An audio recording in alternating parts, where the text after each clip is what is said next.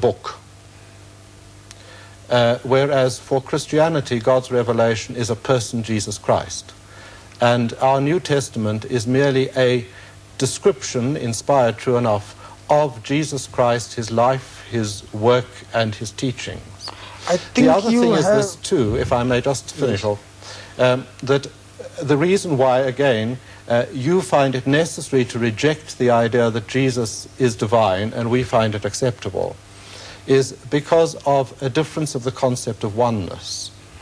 That in the Islamic view of oneness, as I understand it, it is a mathematical oneness. In other words, just a single, if one might call it this way, grey circle, undifferentiated. Whereas the Christian concept of oneness is essentially the oneness of community. In other words, that oneness of persons so utterly and totally given to each other and open to receive each other that they only form one single life unit. In other words, it's, if you like, a social rather than a mathematical concept of unity. And I think this is important, to see the underlying ideas that are at work here. Father, I think the time has come. Sorry, Mr. Deedat. Could we not just change direction now and talk about the Prophet Muhammad? We've talked a lot about Jesus, and let's now talk about him, which I think is only fair. Yes. You see Jesus as a prophet sent by God. One of the mightiest messengers. Explain to us how you see Muhammad himself. Yes. We believe that Muhammad is the fulfillment of the prophecies of Jesus. That Jesus Christ himself had foretold the coming of Muhammad. Where was that? We read this in the Gospel of St. John, chapter 16, verse 7. Could you quote a verse? Yes, I will. Where Jesus says, I have yet many things to say unto you, but ye cannot bear them now. In other words, you haven't got the capacity. He's telling this to his disciples. Howbeit, when he, the Spirit of truth, is come, he will guide you into all truth. For he shall not speak from himself, but what things shall he hear, that shall he speak, and he shall declare unto you the things that are to come. He shall glorify me.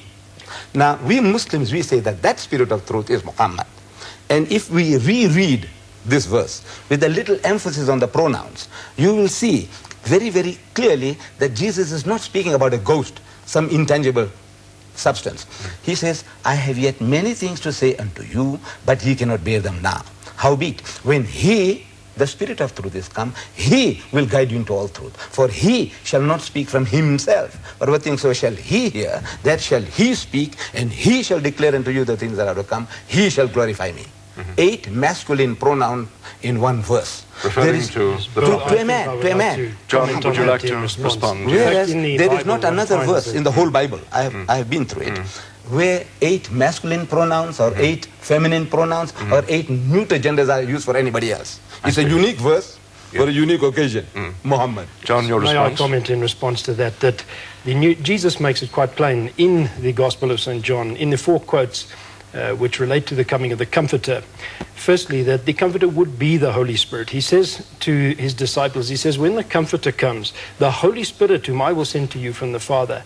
And much of what Jesus says about the Comforter, in my view, rules out any possibility that it could be the Prophet of Islam. Jesus promised his disciples that it was going to be to their immediate advantage that he should go away. Because he said, if I go away, it will be better for you, because the implication is the Holy Spirit will come to you. Up till that point, Jesus said, the Comforter has been with you. He says, the Holy Spirit is with you, but now he will be in you. And that, in his teaching, is clearly an implication that whereas they were weak men, and they showed it at that very night when they deserted him when he was arrested, he said, now you will become men of power, as he is a man of power. You will receive the Holy Spirit. The Spirit is with you. He said, the Comforter is with you, and he will be in you. He didn't promise this Comforter to Arabs of Mecca or Medina or Arabia and some 600-700 years afterwards. He promised it to his immediate disciples, and we read that the moment Jesus ascended to heaven, he said, I will not leave you desolate. I will come to you. And again in the book of Acts, wait in the city of Jerusalem, for after many days you will receive the Holy Spirit. And the book of Acts says quite plainly that the Spirit of God came down on the disciples, and from that day they began to teach and preach. So I don't think that that verse can lend the interpretation you're putting on it. Bonaventure, may I ask you, as a Roman Catholic priest, how do you view the Prophet Muhammad? I would say myself that the Prophet Muhammad, as the Second Vatican Council said, is part of God's historical plan of salvation, coming with a message about the one Creator God and bringing God's law and a message of morality to a people who were at that time a pagan people who didn't know God, who worshipped idols, who were spiritually underdeveloped, and that Muhammad has a part in God's whole plan of salvation for mankind. Well, I think it can be said from this discussion that there is, at present, somewhat more accommodation on the Islamic side for the founder of Christianity than there is on the Christian side for the founder of Islam. What the significance of that is, we leave it to you, the viewer, to determine. But I do hope you will agree with us that it's a good thing that we are talking together. Goodbye.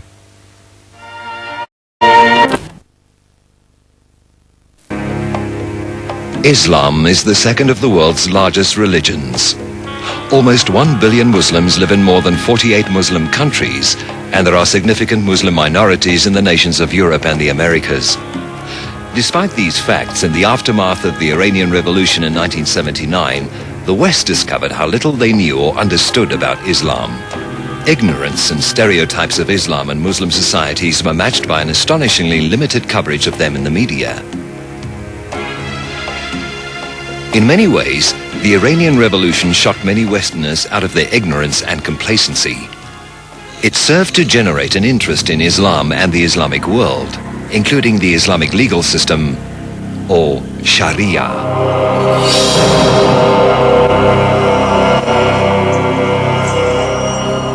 The political system of Islam has at times become identified with some form of system of life. There are those who may say that Islam is a democracy, while others identify it with communism and a form of dictatorship. Thus, in certain Islamic states, the practice of Sharia law on offenders of the justice system and criminals to its fullest extent would be seen as barbaric, inhumane, and transgressing the moral and constitutional rights of the person. In South Africa, the constitutional rights of a person, including that of a criminal, is protected by the state. Considering the country's high crime rate, one wonders whether desperate times call for desperate measures. However, these desperate measures are what Sharia has become known for: gruesome images of beheading, amputation of limbs, and public executions. Sharia has been subjected to this misconception and criticism over centuries, despite its divine and prophetic origination. The Holy Quran contains 6,666 verses and 86,430 words. It has been divided into 30 parts and 114 chapters. The early scholars have explored the verses of legal injunctions found in the Quran and have identified approximately 500 verses. Despite the divine revelations of Islamic law and principles, the media continues to draw attention and hype to the implementation of the penal code of certain Islamic states. It is this prejudiced image that has created the misconceptions associated with Sharia. There's a presumption, I think, which is inconsistent with the Quran, and that presumption is that Islam has only one objective insofar as criminals are concerned, and that is to punish them severely. That is a presumption inconsistent with the ethics of the Quran, because the ethics of the Quran is an ethic of forgiveness.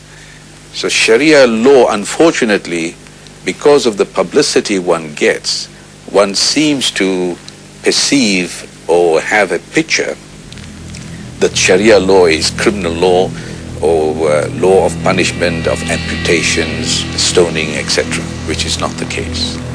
The focus on the punishment is an area that is a small part of Sharia, but even that area has been misrepresented because it is a system of justice which is essentially humane, and its overriding factor is kindness and mercy. So there is a misconception about the harshness of the Sharia, which is the only aspect that has been presented to people in the world. Well, the misconceptions are mostly based on ignorance and misinformation about Islam. And of course, the media publish a lot of things which are inaccurate about Muslims and Islam. And of course, that creates a climate for people to sort of accept any kind of thing offered by media as to what the